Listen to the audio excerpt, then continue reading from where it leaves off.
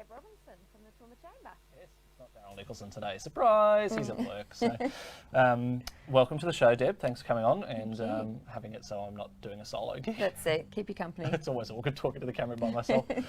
Luke always thinks it's funny because I look at my notes too much. So. No, Chamber of Commerce. Yes, we've got quite a bit coming on at the moment. The next few months we've obviously had a bit of a break in events, so now that we can do events again, we're trying to fit them all in the next 3 months. And brought on some new staff to we do, we've got a new so team. So we've gone from 2 to how many? To 5. So we've got Katie, who's taken over events and marketing, Emma, our new trainee, and then we've got Ali Martel, who is our publications officer. So our business journal used to come out twice a year.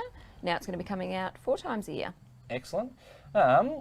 So Saturday's Carnival of Flowers. It is the start of Friday. Well, it's the carnival. The technical carnival. Carnival of Flowers, which council is still running the parade with Grand Central. That's all they're doing. Yep. And we've got the Powerhouse. They're doing their live and local on Saturday night. So it's $15 if you need to get tickets, please do. It's only 250 of them available. Okay, wow. Because they have to maintain the COVID safe, social distancing, all that BS that we've got to go through at the moment.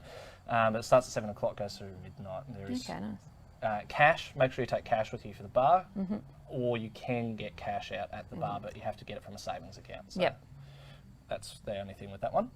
Carnival in the CBD. That's the big initiative from Chamber of Commerce. Yeah, so it sort of came out of our which you're involved in, our CBD Revitalisation Action Advisory Group, and we, from talking to the businesses, that there was nothing going on in the CBD during Carnival time, so we said, let's bring back the classic window decorating competition. So we've got that happening. We've got quite a few businesses available. There's a Facebook group, Carnival in the CBD, which we will then promote all the businesses that are taking part, like yourselves.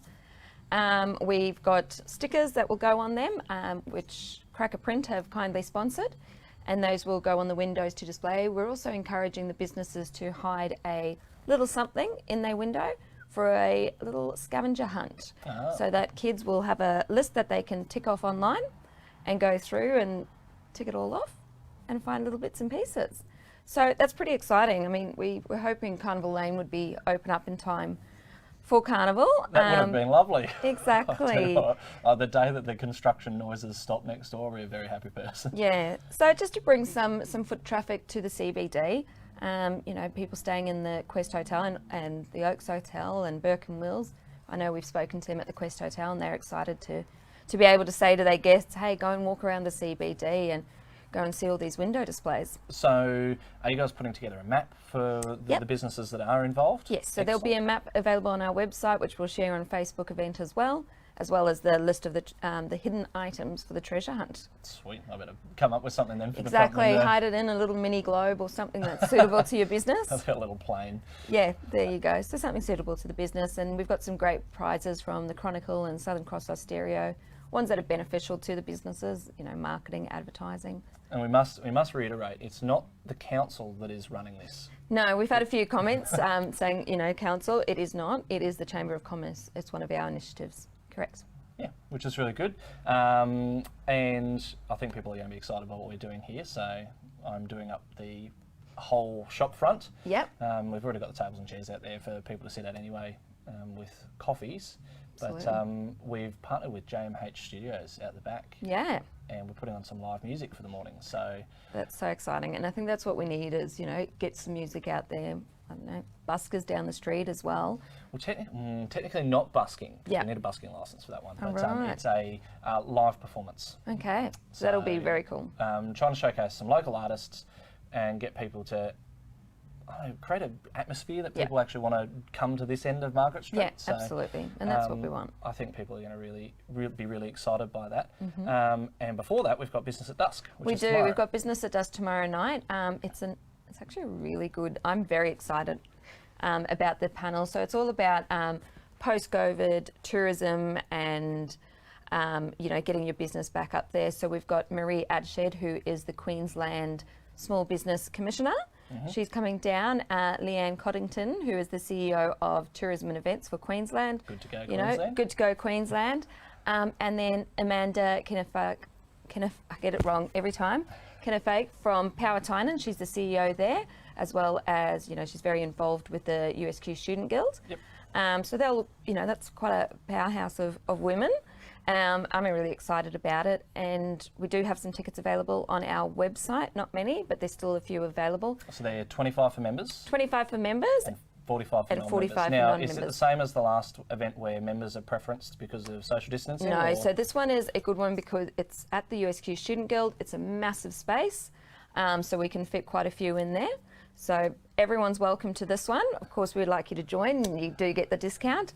And if you do need to join the Chamber of Commerce, remember to call Deb. Call Deb, absolutely.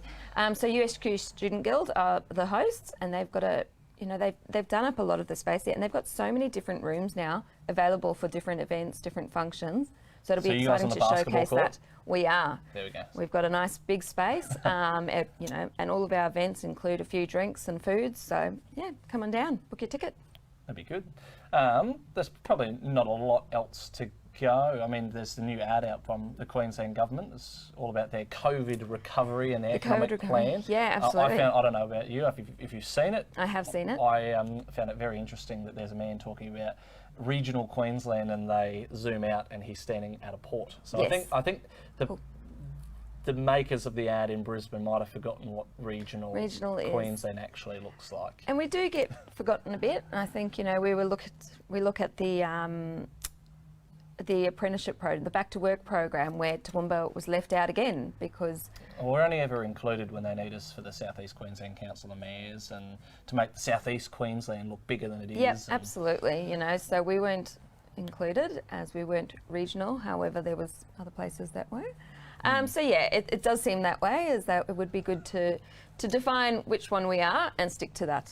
Well, I think it comes down. Toowoomba City itself sits in two regional plans. Yep. It sits in the South East Queensland regional plan and the Darling Downs regional plan.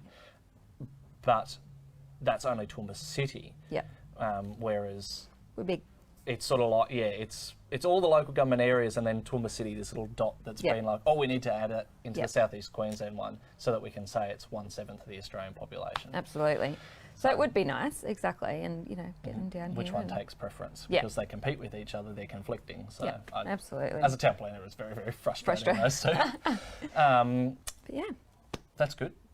So let's just hope that we get some projects down here in Toowoomba. That would be nice. And get going. Well, we've got the fast tracking of the fast rail. I'm a little bit concerned that they keep calling it fast rail, not high speed rail, personally, because fast rail implies that it's not exactly going to live up to its name. Yeah. I would hope that if they built that, they would build it high speed and do it right the first time. We'd hope so. Yeah, that would make sense, but you never know. Government's involved, so that's it. That's it. Government that likes to think inside the box. Although I wish they might have thought inside the box a little bit more when they were hacking away at the gardens pre-carnival, because I don't know. Are a bit woeful out there. I'm a little bit concerned for whoever was in charge of the hedge trimmer. I would like to ask the council whether they've had a stroke while they've done it, because it looks terrible. It's a little bit bumpy out there, isn't it? It's like, can't you just let it grow a little bit higher so we can't see the cars on the street? That would be nice. Yeah. But why they had to hack it away just before Carnival Flowers, I'm perplexed by. So. That's it. It's, to be honest, especially in the section where we do have, Carnival Lane being boarded up there, it would be a bit nicer to be a bit brighter and a bit greener. Not just concrete and timber. Yeah. Oh well. Hopefully the gardener is okay and they haven't actually had a stroke while they've been doing it. That's it. We'll have all the shop fronts decorated soon to brighten up the CBD anyway. Take away from the poor looking rosemary hedges. All good. Well, that's all I've got this morning. Do you want to... No, that's all from me. There's one more event that I think you will be interested in that's coming up next week, is our Politics in the Pub.